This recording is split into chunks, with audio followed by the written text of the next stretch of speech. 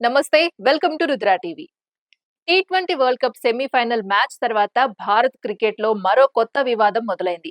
ముంబై వేదికగా జరిగిన కీలక పోరులో భారత్ క్రికెట్ జట్టు అద్భుత పోరాటంతో ఇంగ్లాండ్ క్రికెట్ జట్టును 7 పరుగుల తేడాతో ఓడించి ఫైనల్లోకి అడుగుపెట్టింది.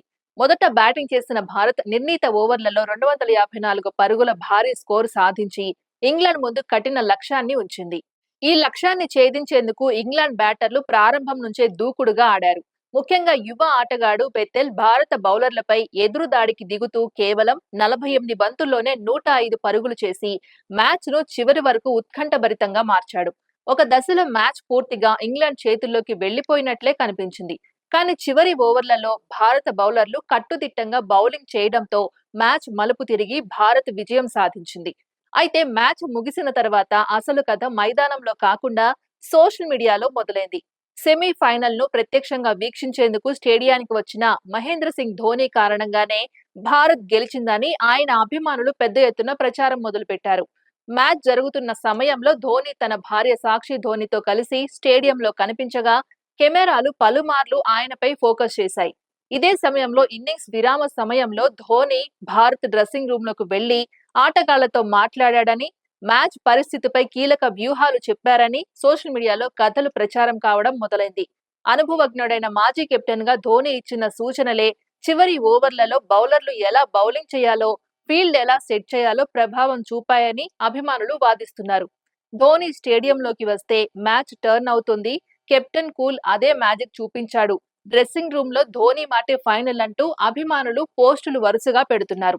ఈ చర్చను మరింత వేడెక్కించిన విషయం ఏంటంటే తెలుగు కామెంటరీలో పాల్గొన్న తిరుమల శెట్టి సుమన్ కూడా ధోని ప్రభావం గురించి మాట్లాడటం.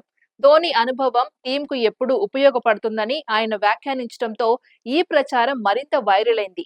కానీ ఇదంతా అందరికీ నచ్చలేదు. సోషల్ మీడియాలో మరో వర్గం తీవ్రంగా స్పందిస్తూ ధోని అభిమానులపై విమర్శలు గుప్పిస్తోంది. మైదానంలో పోరాడింది ఆటగాళ్లే కానీ బయట కూర్చున్న వ్యక్తికి క్రెడిట్ ఇవ్వడం సరైంది కాదని వారు అంటున్నారు.